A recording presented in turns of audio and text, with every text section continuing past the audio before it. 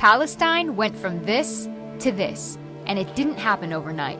Up until the early 1900s, Palestine was part of the Ottoman Empire, a religiously diverse land where Muslims, Christians, and Jews lived alongside each other. Then, things begin to change, with the start of the Zionist movement in Europe calling for the establishment of an independent Jewish state, ideally in Palestine. The first wave of European Jews start to immigrate. By the end of World War I, the Ottoman Empire collapses and Palestine is under British rule. It's 1917. Britain declares its support for a Jewish homeland in Palestine. The number of Jewish settlers grow, fueling tensions between the Arabs and the Jews. The violence between the two sides caused Britain to bow out and let the UN take over. The UN approves of a plan to split Palestine into two states: Jewish Israel, Arab Palestine.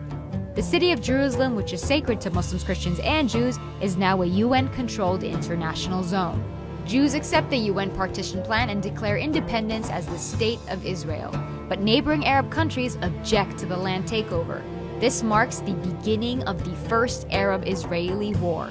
Israel is victorious and makes a grab for the land intended for the Palestinian state under the UN. The land gets divided into three parts.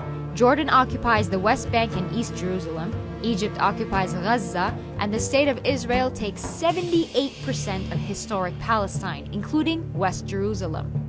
700,000 Palestinians become refugees as a result, and the day is remembered as Al-Nakba, the catastrophe. It's 1967. The Six-Day War breaks out between Israel and neighboring Arab countries, and by the end of it, the map looks something like this. Palestine is now fully occupied by Israel.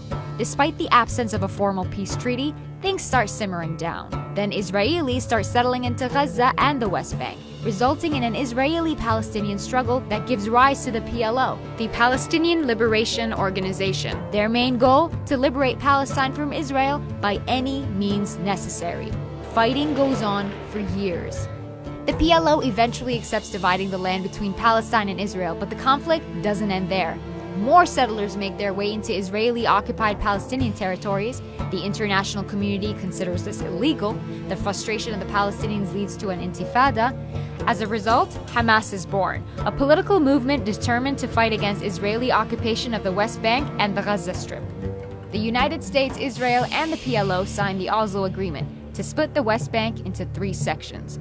Area A, under full Palestinian control. Area B, under joint Palestinian-Israeli control. And Area C, under full Israeli control. But the solution creates a problem.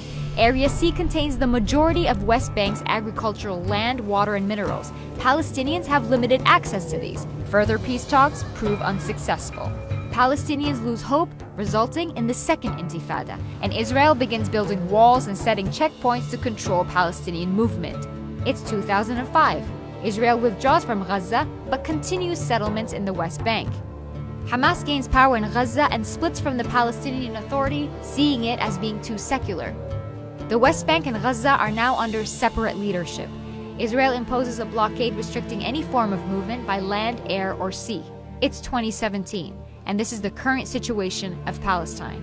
There are solutions on the table, but will we see them implemented in our lifetime?